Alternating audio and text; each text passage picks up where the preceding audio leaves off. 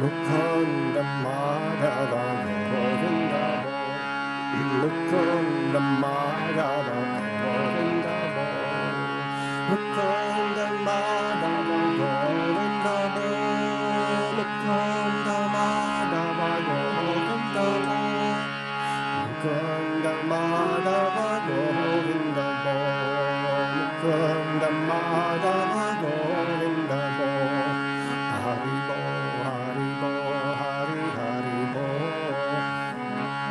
Hari Bo Hari Hari Bo Mukunda Madhava Govinda Mukunda Madhava Govinda Mukunda Madhava Govinda Mukunda Madhava Govinda Mukunda Madhava Govinda Mukunda Madhava Govinda.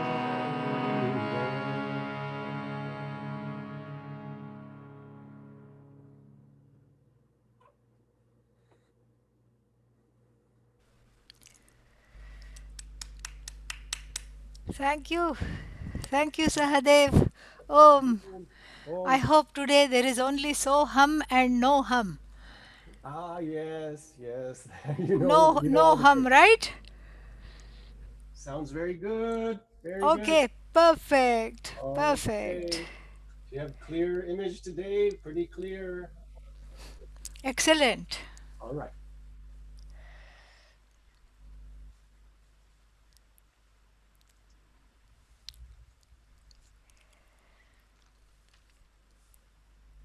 So, we have a lot of I'm very happy that we have a lot of people online who are, what should I say, sleuths on Google, and they have helped track down the missing verses. And so, as a result, we have them. And sometimes things go missing for a reason, and I'll talk about that when we discuss the verses. And out of these missing verses from 57 to 63, we will be studying 61 and 62 in detail. I have made a PDF of those two verses and have posted them in the chat box.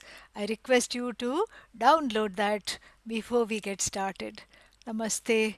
Welcome to everybody. ॐ सहना भवतु सहनौ भुनक्तु सह वीर्यं करवावहै तेजस्विनावधीतमस्तु मा विद्विषावहै ॐ शान्तिः शान्तिः शान्तिः ॐ पूर्णमदः पूर्णमिदं पूर्णात् पूर्णमुदच्यते पूर्णस्य पूर्णमादाय पूर्णमेवावशिष्यते ॐ शान्तिः शान्तिः शान्तिः. So, um, before we get into this, one announcement that the management has asked me to make, because tomorrow I think is Ganesha Chaturthi, uh, which is what, Saturday, or yeah, Saturday, Ganesha Chaturthi, and Saturday. So Saturday morning class, I have been requested to shift from by 1 hour, so 1.5 hours. So instead of 8 a.m. America time, it will America East Coast time. It will start at 9:30 a.m. Is that right? Is that correct, Chitra? Am I Yes, saying the right thing? Yeah? yes, Swamiji, that's Okay. correct. Yeah. So 9:30. So that is on the 22nd. Is that correct? The date? Yes, 22nd. 22nd of August, morning class America time. And if you are in India, then it would be the evening class.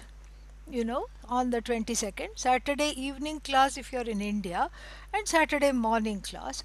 And you can just do the math. Usually, if it is India time, it would be starting at 7 p.m. Okay, yeah. So that is what I think. But you can calculate that and make sure, double check. So, but from East Coast America time, it will start a little later, and this is something that I will also talk about. I will also, what is that, remind me, Chitra, to say the same thing at the end of the class as well today, so that people who join a little later, they will be also benefit from the announcement. Okay, yeah. Your Swamiji. I will also post it on the chat. Ah, perfect. Thank you. So now sometimes things go missing for a reason, and I was very intrigued because the versions, at least the ones with the English translation that we had, was all just missing these verses from 57 to 64, and some of them are actually contested in the in the Nyaya Kalpalatika, another little whatever commentary on the same Vārtika, etc. And the reason is because it looks like uh, this our author Suresvaracharya has made a little turn and has put words into Maitreyi's mouth that perhaps do not belong if you look at the original text. So the Vārtika must go. This is a critique of the Vārtika that that is there, and so the Vārtika must go close to the text. Ukta, Anukta, and Durukta. Okay, so we have seen the conditions that the Vārtika should meet. Ukta means it should amplify what is said. It should supply perhaps what is not said, meaning clarificatory comments, etc. Durukta, if something is unclearly said, it should be what is that, it should talk about that, it should amplify that. So in these missing verses we have two of the verses which talk about Maitreyi's lament, Maitreyi's indecision, and Maitreyi's self blame. None of those you find in the Upanishad.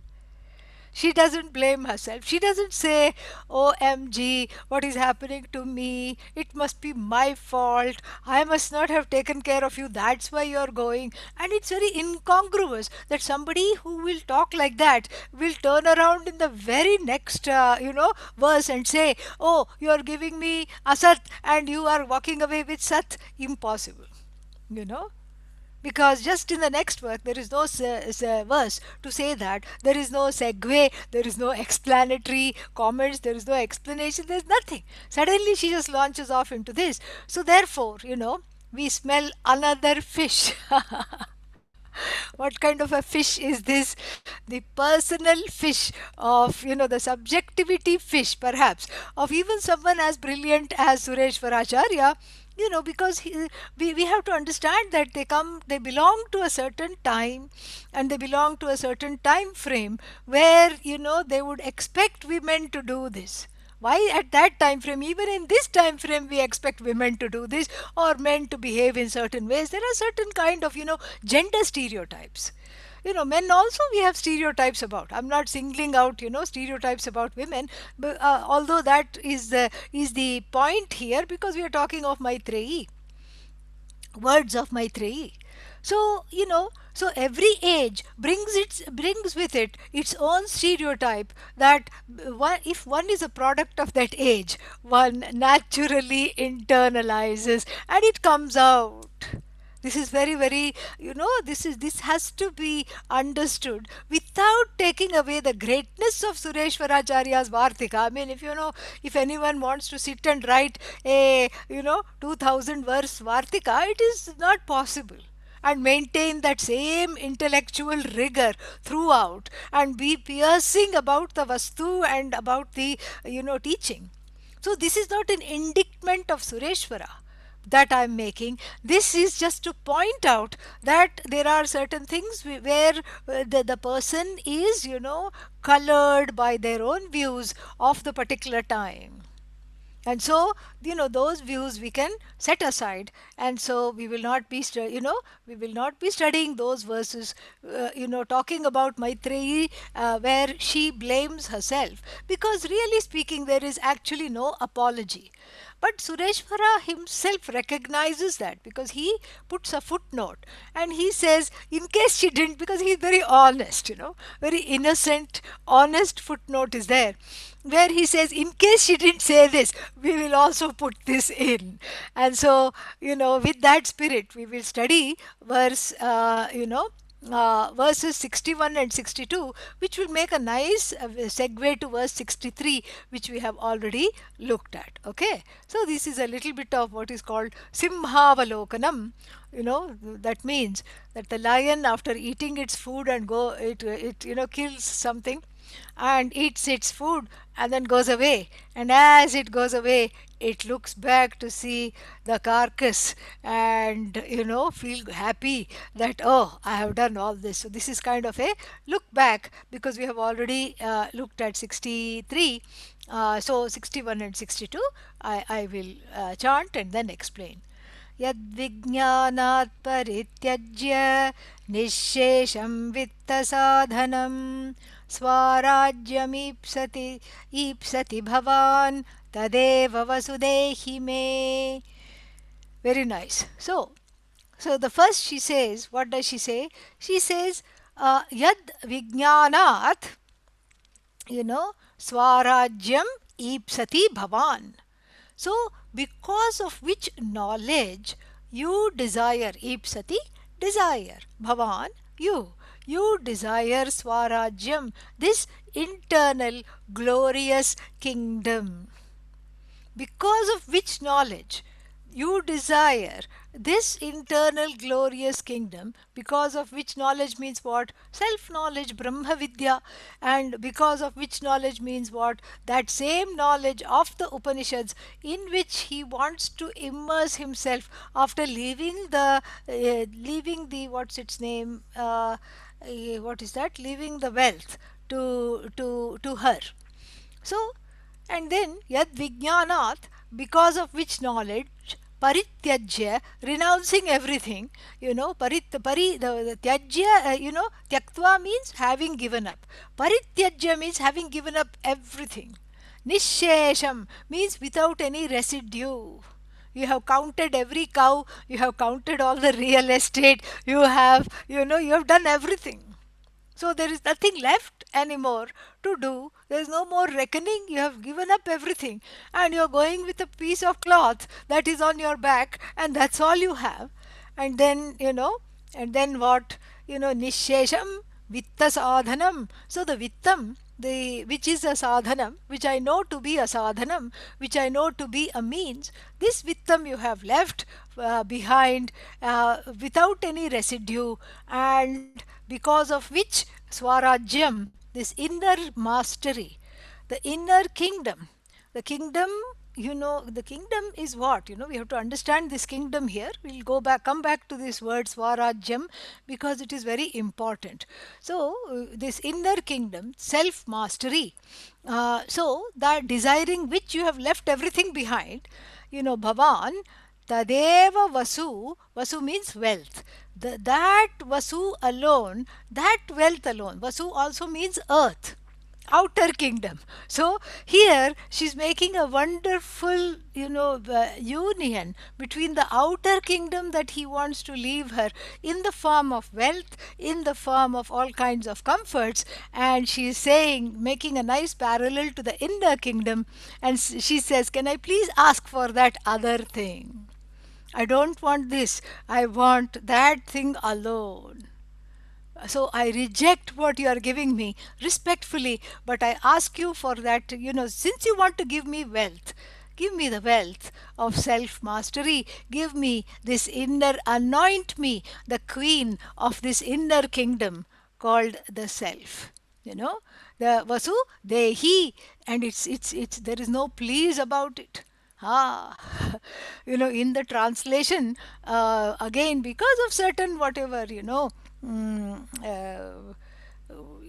respectful dialogue, in the interests of respectful dialogue, the author, the translator, had put please within brackets. I took it out in the PDF precisely because, when you say they, he, it is an order.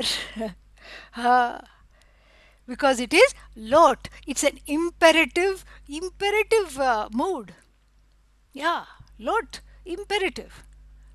Anaya, bring this, dehi, give this to me, because she's demanding this from the place of confidence, from the place of knowing that she is entitled to this, not only because she has a human birth and that she has lived with Yajnavalkya, those are enough reasons, but she is demanding this because she knows she is prepared. She knows she's prepared. And besides, there's only one thing and one thing to ask for. And without asking, it is not given. It has to be formally asked for. You have to approach the teacher and you have to, in so many words, say, please give me this knowledge. You cannot, there is no spiritual romanticism about it. Oh, the teacher will choose me. This is not a high school prom, okay? Yeah, wake up. Teacher will not choose you. In any tradition, you look. Who is asking for the knowledge? It's the student who goes, asks for the knowledge. So in every Upanishad, it is colorfully highlighted. The asking of the knowledge is colorfully highlighted, and Suresvara at his best here is using the lot, the imperative mood, and using Maitreyi, and saying that Maitreyi is, he's imagining Maitreyi saying that, she says what, tadeva vasu, tadeva means I will only settle for that, like Nachiketa. Nachiketa also, says, give me this knowledge. And, Lord Yama, is very lonely, I suppose, because nobody is there in Yamaloka except his wife Yami. Nobody, nobody else is there. And then, so when he catches hold of Nachiketa, he gets very loquacious. He starts to talk, he starts to reminisce about his own life, and he says, I wish I had so much vairagya like you. I wish I was more like you. Look at you. You're so small. You're so cute. You're so prepared for this knowledge. And Nachiketa is, standing on one leg. He's getting impatient. And he just says, shut up. Stop. Enough of praising me. Let's come back. He brings him back at least 2 times. And the second time he says, just start teaching, okay? No please about it. And and the translations also don't say please, but here, whether we are talking of the original, or the original means the vārtika here, not the original Upanishad, whether we are talking of the vārtika or whether we are talking of the translation, the moment these kinds of words come out of a woman's mouth, people get scared. Oh my God, she's talking to her husband. She should have some respect. So let us add please. But she's not saying please. So we have to understand this. And she's not saying please because she knows she's entitled to this knowledge. She enjoys a close relationship with her husband, and she's respectful of him, but they enjoy mutual respect, as you will see very soon with Yajnavalkya's responses. And she knows she's qualified for this knowledge, and she also knows that this knowledge has to be asked for unequivocally from the teacher. And that's why we are studying verse 61, because it's a very important transition from being a wife to being a student. So here she has done a karate flip on him, because he said, I want to change the relationship between us. And she says, I'm there already. Become my teacher. Please be my teacher. Become my teacher now and give me this knowledge, because I am ready to study. I want this inner kingdom. A note about this inner kingdom. The word Swarajya is not original, belonging to Sureshwara. In fact, nothing is original. It's all from the Upanishads. At the end of the first Valli of the Taittiriya Upanishad, we find Apnoti Swarajyam. Just the words. Swarajyam apnoti. Through the preparatory steps taken by the study of the first chapter of the Taittiriya Upanishad, it sets you up. The Upanishad says that the person practicing all these upasanas that are given, many kinds of upasanas to clear the raga dveshas in the mind, to clear the hold, the strangle hold of strong prejudices and preferences, which are given. If they are practiced, it sets you up. Apnoti means you will gain, or the person gains, Swarajyam, inner kingdom. And this inner kingdom means what? Who is the ruler? Usually, who is the ruler of this inner kingdom? The inner kingdom should include so many things. It includes the body, because you are, the body is available for objectification, but you are also internally aware of it. So it includes the mind, it includes the body, it includes the senses, mano, buddhi, ahankara, and chitta. It includes all that. And the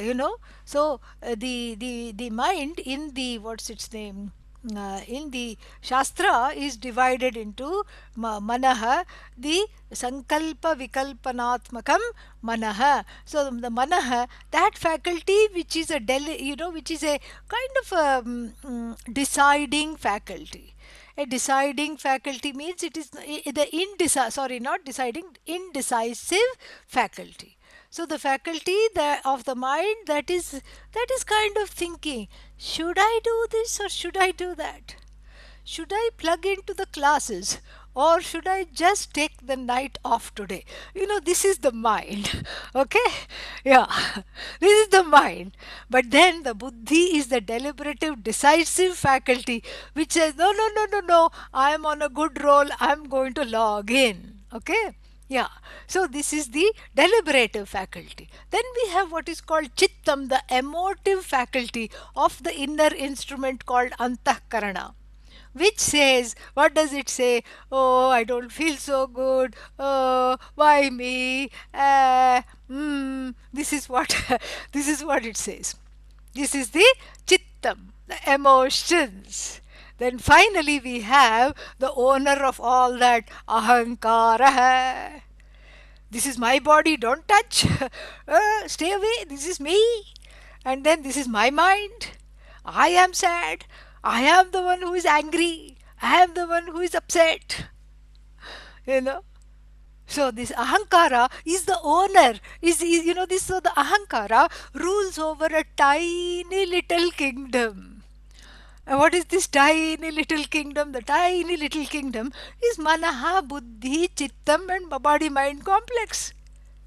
It has this tiny little kingdom like a Raja, a king ruling over a small little village.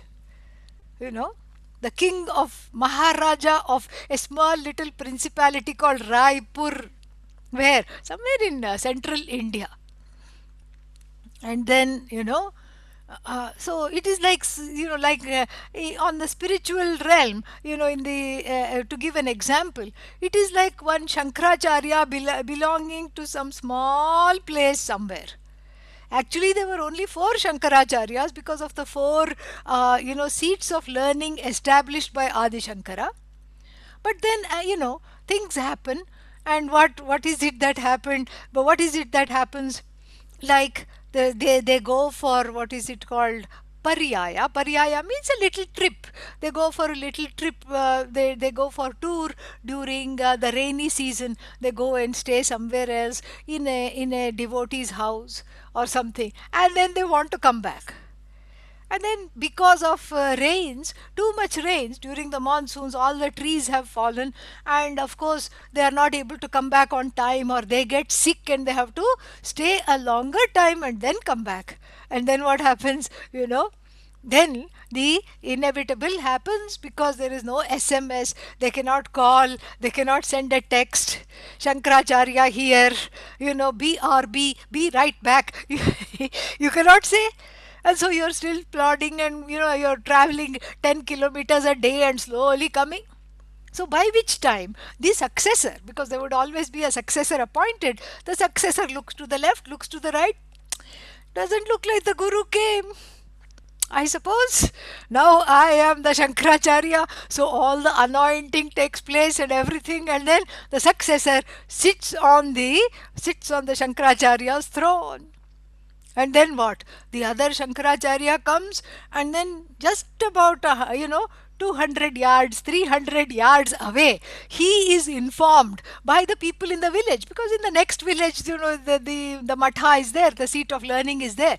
So as he's about to go, he is informed, your successor is enjoying all your whatever you had left behind. And this, if this person who has returned from his pilgrimage was a regular householder, would have gone with his, stick and driven him out. But he is a sadhu. A sadhu means, a holy person, zero competition. This is what is the beauty of this knowledge. Zero competition. There's nothing to compete with anybody, anything at any time, ever. You can point out something. You can point out that perhaps this is, in terms of like a structure, you can say this perhaps doesn't look so good, or perhaps we can make some things here or there. But you leave it at that. That's it. It's done. It's over. And so, what would that Shankaracharya, who is now dethroned, unwittingly dethroned, what does he have? What options are there? One, he can stay put right there under that very tree and hope the villagers will, just continue to feed him, and he can continue to teach there. Or he can go somewhere else. Those are the only options. He cannot come and compete for that throne, even though it is rightfully his. His within quotes.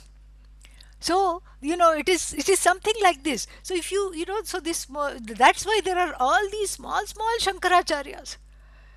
And now why did I remember this Shankaracharya illustration? Because I was with one of these Shankaracharyas on a train. One of these tiny village Shankaracharyas. Shankaracharya ji from Bhanupura, one small principality in middle India. And then on the train, he came on the train because we were all going to a particular meet organized by my guru, Pujya Swamiji. And so he was also coming there. And then I started to talk to him. I fell into a conversation, and then I got the whole history of that particular small little. I said, how did this come about? And then he was very entertaining. He told all these things. And so that's why, I have all this, I remembered this. So imagine you're a Shankaracharya of a small little village, or you're a king of a small little village like Raipur in the middle of India somewhere. And the king of Raipur, Raipur means Mano, Buddhi, Ahankara, body, mind, sense complex. That's what Raipur stands for, okay? So Raipur means what? This tiny little, I think I control my body. At least I have the illusion that I do that. I think I control my mind, and I think I control my senses. And so I have this, I have certain things that belong to me. Spouse, children, house, job, and my people. And this constitutes the everydayness of my kingdom. When you say my kingdom, this is what my kingdom encompasses. Okay? Then what? This is something very interesting. So, now we have to go further.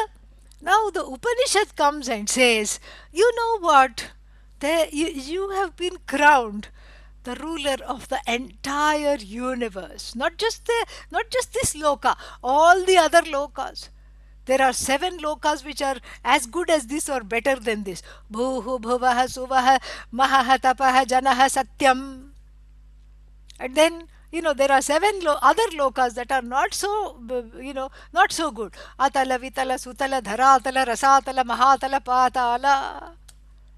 So you are the king, the queen of the entire, all the lokas. You have been crowned. It's like the king of Raipur being woken up one morning and he's still rubbing his eyes. What happened? You know, here is a certificate. You are now the king of the whole of India. You are now the ruler of the whole of India, let us say, he is told. And what was his response? But will I still be the king of Raipur? What about my Raipur? What about my little, my little car? What about my little house? What about my, possessions? Is Raipur in India or not? Silly fellow. That's what we have to tell him. If he were to ask like that, we have to say, is Raipur in India or outside? Yeah, it is in India, but what about my little connections with the people? You will be the ruler of whole of India. But there is a kind of a lament. And this is the ahankara that is slowly being snuffed out by, compassionately being snuffed out by the Upanishad, amplified by the teacher. This is what it is. Snuffed out means the ahankara does not end. Ahankara, ego. The ego does not end. In fact, it is not, it is enlightened. If not enlightened, it is lightened of the burden of associating itself and identifying itself with everything small. Instead, it is told, it is repatriated. The I that that is completely molded with the ahankara, enmeshed with the ahankara, is slowly separated, disentangled, and asked to disidentify with the ahankara, and then taken to identify with the source of the entire universe, Ishvara. This is what is called Mahavakya, by which this is accomplished. Very beautiful. So, there is a lament. Why? Because the ahankara is used to fawning on this smallness. And if one is told, in fact, what you are identifying with is nothing, give it up. Then what? What did the person say? The person said, well, at least I have nothing. Let me identify with nothing. What is it there to you? So, this doesn't make any sense at all. So, therefore, what? This inner kingdom, is really Ishvara. Ishvara means, we will see this in detail. I don't like to use the word God because it is an overused term.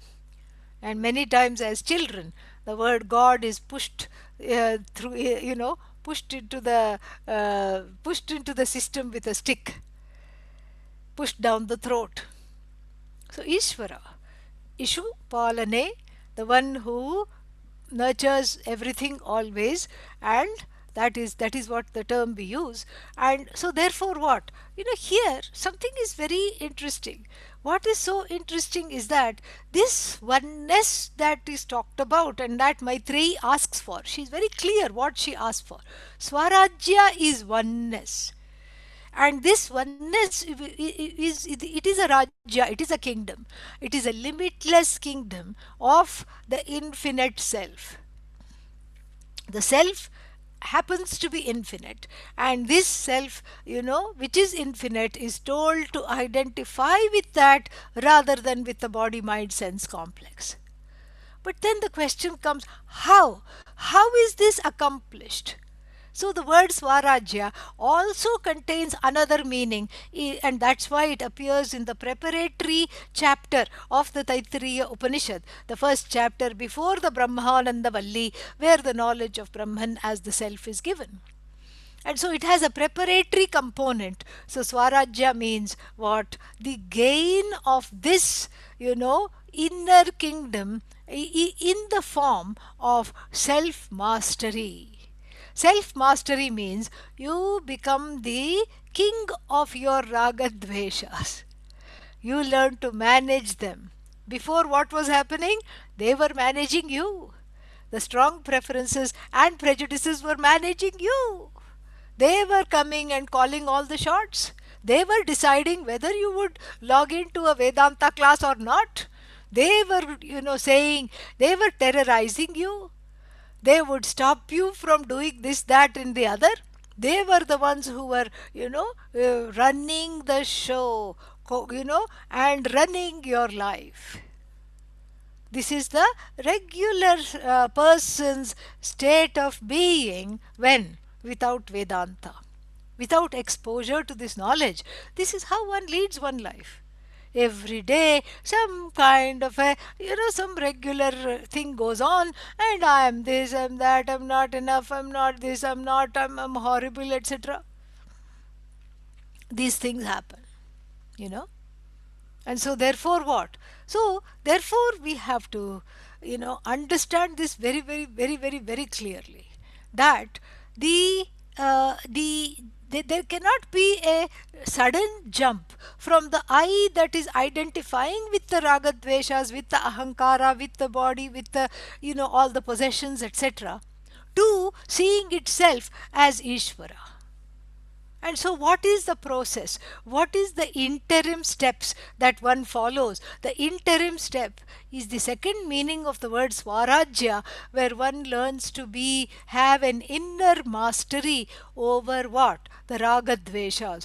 Ragadveshas, aka one's own subjectivity. Subjectivity in the form of all kinds of, discoloration and colorations. A specific coloration. I look at the world not as it is, but I look at the world as I want it to be. I look at the world from the standpoint of how I would like it to be. So, is somebody smiling at me? And if so, then my day is going very well. If nobody is smiling at me, that means I'm having a bad day. For a long time, coming from India, I never understood the American greeting. When you say bye, you also say, have a good day. Have a good day means what? I thought about it. Good day means what? The day is the day. And have a good day means may everyone smile at you, may everyone be nice to you, may all the doors of opportunity open as you go. I suppose it's a good wish, but the day, according to the Shastra and according to how I was raised, unfolds itself. You learn, for us, a good day is when you learn to manage the day and make it good. You can make it good or you can make it bad. It is in your hands. What is that?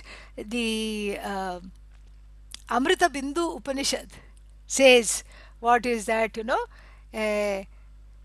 Mana eva manushyanam karanam bandha mokshayoho.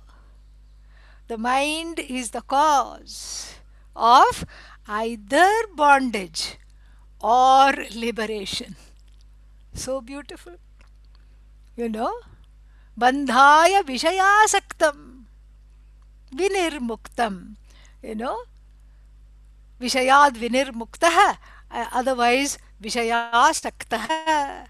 So there are two choices. Identifying with and addicted to. Asakti means addiction. Addicted to objects.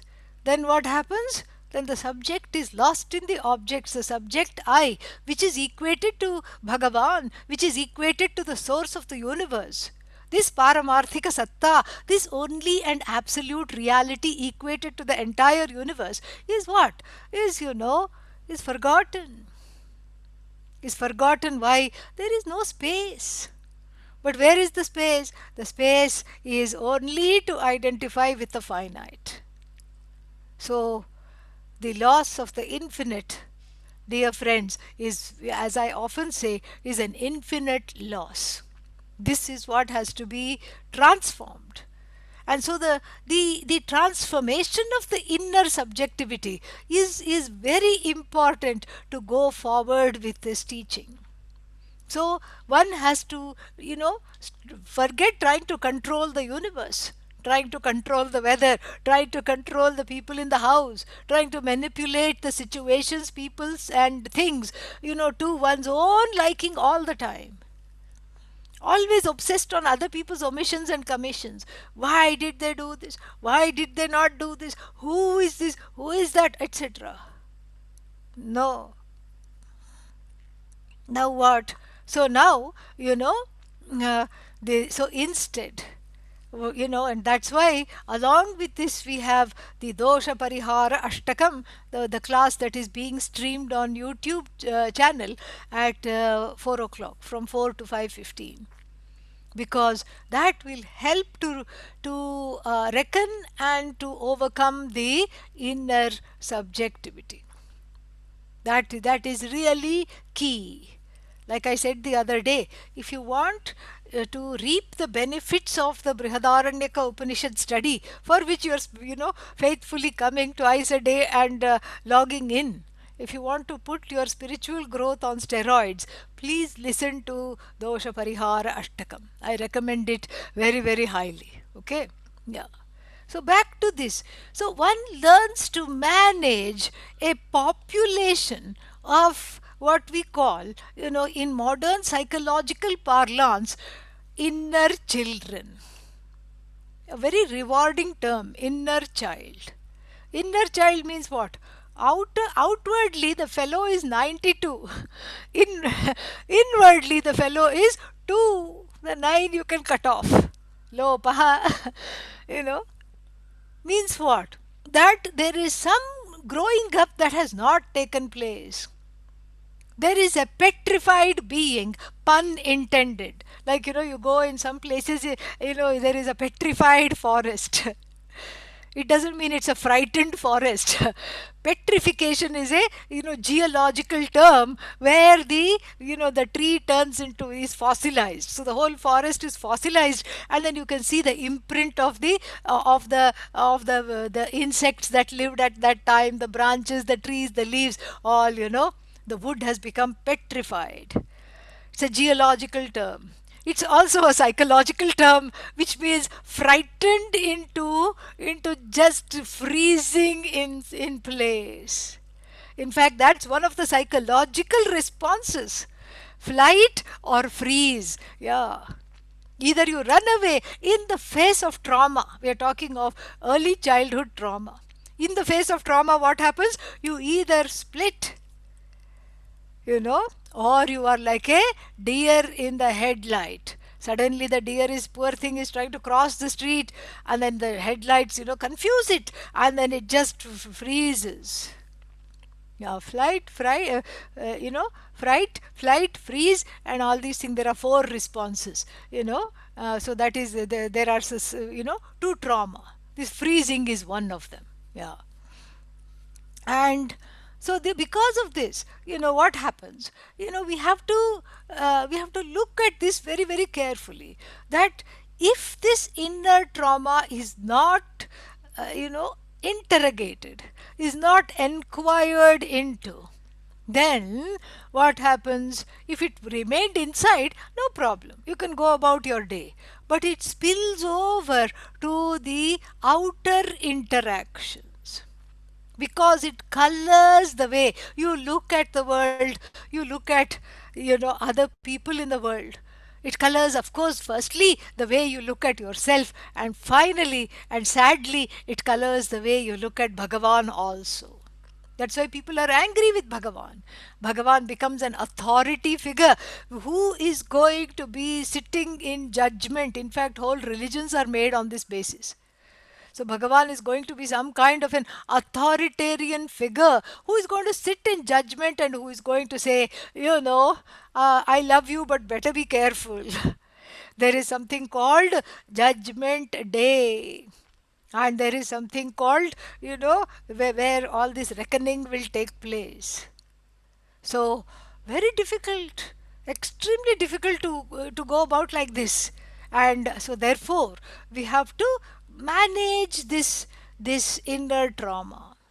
The inner trauma is difficult to manage primarily because, one is unaware of it. That is why another name for this inner trauma is called the unconscious. But if you say, I don't have any inner trauma, people tell me this. I had the perfect parents. And, may they rest in peace. I had the perfect parents. I had the perfect siblings. I had the perfect life. That means what? The unconscious is in full operation, is in full swing. That's what it means. That means, you're ignorant of being ignorant. That is of the trauma. That is the purpose of the unconscious. At least when you are growing up, when the child is growing up, it doesn't need all this extra trauma, and so it is not able to process the trauma. So Bhagavan, in all the compassion, Mother Maya, the Shakti of Bhagavan, puts a blanket on this trauma. And the child, goes to daycare happily. And the parents think, oh, he likes daycare. She likes daycare. The child is just responding to your desire. The child hates daycare actually. But the child is dissociating from its trauma in order to continue to lead its life. So it grows up more trauma. It keeps growing up. Especially the first 5 years of the child's life are critical to its development. And the trauma in the first 5 years is very, very, important to heal later on. And so sometimes, there are some very difficult happenings in the early childhood. There is the parents separate, for example, or get divorced, something like that. Or there is a death in the family, or some sibling, dies, or something like some difficulties. And those will have effects later on. Everything will have an effect later on, but these are very telling things that happen. And so therefore this trauma, is kept under wraps until the child is no longer a child, until the child's brain has developed enough to process this trauma. That is when you start getting, what is that? Like an acid reflux. You eat something yesterday and today it comes out. It's like that. You get the acid reflux of previous hurts. And you get a sour, bitter taste in the mouth. Why? Because it is the way of the universe telling you it's time to process it. You have to see what is the karma that you ate when you were small that is coming back right now. How to heal it? What is the antacid to this acid reflux? The antacid is prayer, bhakti. The antacid is surrender, sharanagati. The antacid is shraddha. The antacid, finally, the biggest antacid and the best antacid, and the antacid that really, eliminates the cause of it, is the study of the Upanishad. The Guru is the antacid, and the antacid is the Shastra is the antacid. But till then we need bhakti, shraddha, sharanagati, taking refuge in the teachings and the teacher. This is very, very, very, very important to heal this trauma, to interrogate this trauma. And so, because what happens is that if it is left uninterrogated, then as I said, it spills over to every situation, including the Vedanta study. That's why when people come to the study of Vedanta, actually it's not one person who comes and says, please give me this knowledge. It's actually at least two people. One is the adult who is aware, who is self-aware, and who, because of some grace of Bhagavan operating over time, has qualified for this knowledge and is eager to study. And then there is the inner child. Love me, oh Guru. I want to be your favorite student. Don't look at me only. This is not there in Zoom, thank God. I'm looking at everybody at all times. So, but this is there in the in-person class. Look at me. Pay attention to me. So this is the inner child. The inner child has also come to the Guru, not of its own wanting, But because the adult has come to the Guru and the inner child is part of and parcel of the adult, it also is dragged to the Guru. And the inner child sees in the Guru and in the Shastra compassionate, source, and then says, love me up, be my mommy that I never had, be my daddy, be my elder brother, be my elder sister, be my savior. Some, authority figure which was disappointing in the past. Be that for me. And so what happens, that takes over in the teaching situation, and the adult takes a back seat. The adult has been colonized by the inner child. So you cannot abandon the inner child, even though that is the tendency. The tendency is to say, you don't belong to me, get away from me, I am a Vedantin, I am in Vedanta, you are a Vedanta, out, you are out of Vedanta. Get out of my life. You cannot say that. It is this trauma also is a gift. It has to be seen as a gift. It has to be integrated, accepted, loved up. And then its thorns, will no longer prick. You become immune to the pain once you get to the place of, integration. So the inner child has to be loved up by the adult and integrated. And this integration is all about the second meaning of the word Swarajya.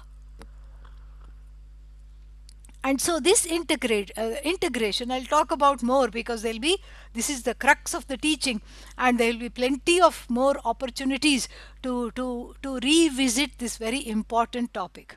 So this integration, becomes the main source of preparation for this gaining of this knowledge. And this is something that is illustrated in the Upanishads also. In the 8th chapter of the Chandogya Upanishad, people, the asuras and the suras, the devas, the devatas, and the demons. We don't have devil, we just have devotees gone wrong who are called demons. So these demons, these people with lot of ragadveshas are called the demons, and these demons are hearing the teacher of the teacher of the devas, Prajapati, the king of the devas, the head of the spiritual head of the devas, say that this Atma is free of all papa, all punya. It is, free of old age, free of disease, free of death. They hear. And then all of them want this knowledge. Even the asuras, the demonic beings, also want this knowledge, and the devas, of course, are qualified because they are dharmic and they have managed their ragadveshas. They are also asking for this knowledge.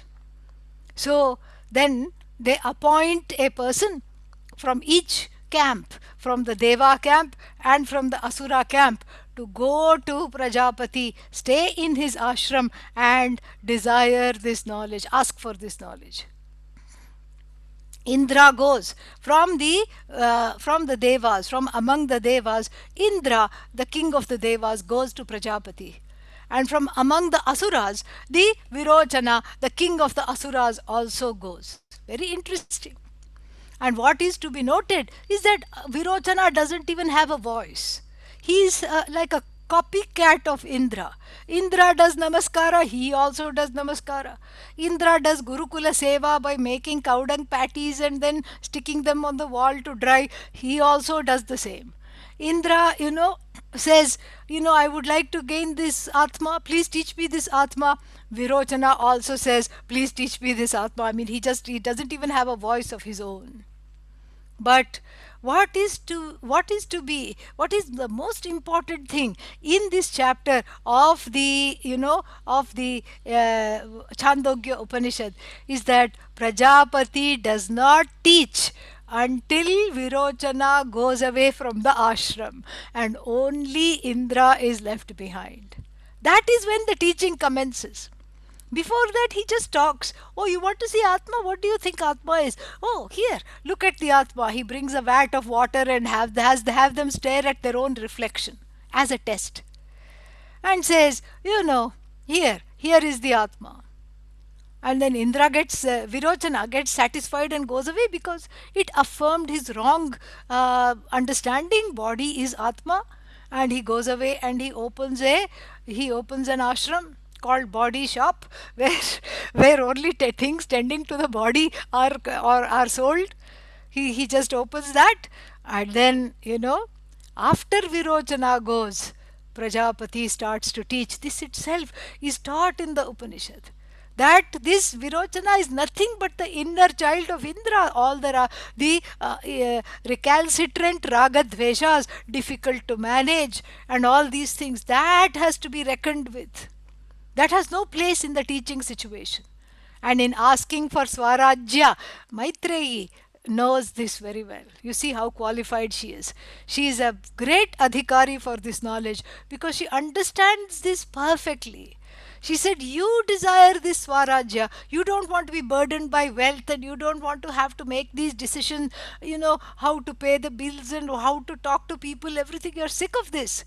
And duly so. But you think I am not sick of this? I am sick of this too.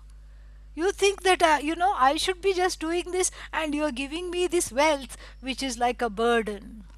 The outer kingdom that you are bestowing upon me, O husband of mine, O dear husband, is a burden. Instead, give me that inner kingdom after which your heart, for which you have lost your heart too. Give me that. Vasu dehi me. Then the next one. Verse number 62. नादिर्नानन्तो न मध्यं वा यस्य वित्तस्य विद्यते भोगेन च क्षयं याति तदेव वसुदीयताम्. Plus she knows something more about this Vasu, this wealth. This wealth does not have a beginning, because the wealth that you are about to give me, that you are offering me, has a beginning, because I have been married to you for so many years, and back then we were not so rich. It has a beginning. This wealth has a beginning. Correct? Yeah. But the wealth that I am asking for, doesn't have a beginning, meaning it's not limited. It's not, finite. It is not a product of work, because you get wealth by giving lectures, doing some work, but here there is no work, effortless wealth. And this inner kingdom you don't have to work for, because it doesn't have a beginning. It already belongs to you. It doesn't have a beginning. Na adihi, na antaha. It doesn't have an end. Na madhyam va. Neither does it have a middle. It is formless, shapeless, and free of time. This is what is implied here. That it is free of kala.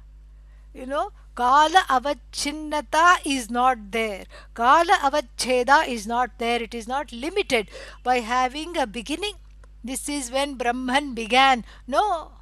This is where Brahman is going to end. No. We are now in the middle of Brahman. No, no such thing. Brahman means infinite.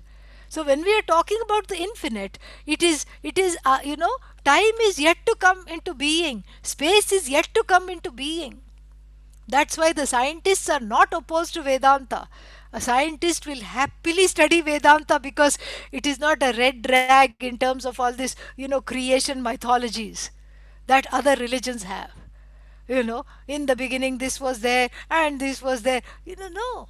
Time and space are part of this configuration. Time is relative, space is relative. The only absolute is the one who is watching time and watching space.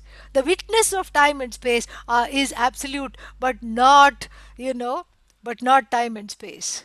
So give me that which is free of time. That is what is immortal. That is what is called Amrita, which is free of time. So give me that which is free of time, which doesn't have a beginning, which doesn't have a middle, which absolutely does not have an end. Yasya vittasya, that wealth which doesn't have a beginning, middle of and an end. Further, bhoge chana kshayam yati.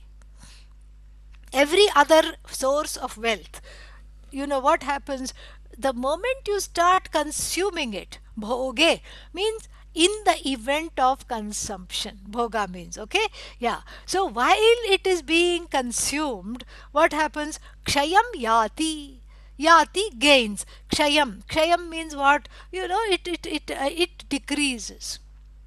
So bhoge nacha kshayam yati. Further, the more you consume, the more infinite it is, if we can use such a word. It continues to be infinite. In fact, Maitreyi is channeling the Shanti mantra of this very Upanishad here. Purnam adaha. Adaha means that. The cause is purna, limitless.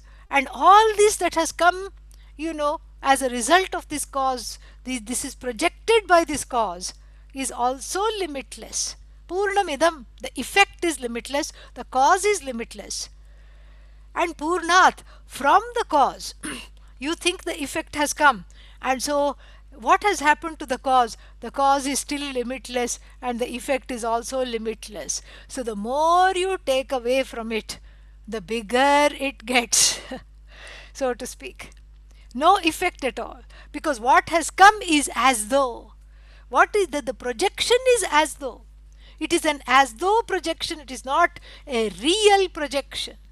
It's an as though projection, as though body, as though mind, as though senses, as though complexes, as though I don't like myself, as though I don't like anybody else, as though cars, as though road, as though house, as though spouse, as though, as though, as though. The problem is we take the as though to be real and therefore there is suffering. And so here she knows very well what she is asking for. It is very reminiscent of Nachiketa, as we will see very quickly. So, but let us see the last line. Bhoge chana kshayam yati. That which doesn't get destroyed in consuming this ananda, this ananta.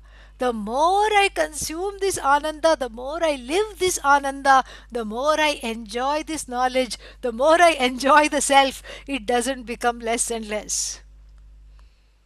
In fact, it is the same. Tadeva vasudhiyatam. Why should I, O Lord, O dear husband of mine, who is about to turn into my teacher, why should I settle for anything less than absolutely everything? This is what she asks for. Very beautiful. Same thing Nachiketa says, Anyatra dharmat, Anyatra adharmat, Anyatra asmāt, kritad akritat, Anyatra bhuyācca bhutanca bhavishyatca, Yattad veda, Yattad vadasi, tad vada, Yachat veda, tad vada.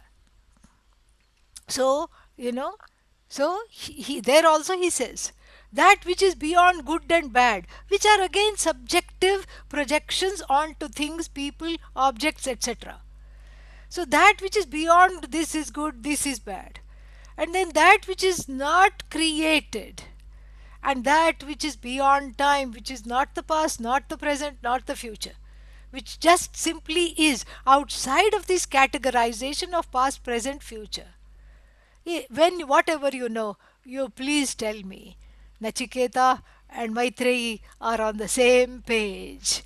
And, and so very, very beautiful, and more we will see in the next class. So again, the Saturday morning class will be 1.5 hours late due to some, what is that? The programs, their Ganesha Chaturthi associated programs. So the Saturday morning class in Eastern US time will start at 9:30 a.m. Okay, yeah, and then you can do the math wherever else you are. ॐ पूर्णमदः पूर्णमिदं पूर्णात् पूर्णमुदच्यते पूर्णस्य पूर्णमादाय पूर्णमेवावशिष्यते ॐ शान्तिः शान्तिः शान्तिः हरिः ॐ श्रीगुरुभ्यो नमः हरिः ॐ. Thank you.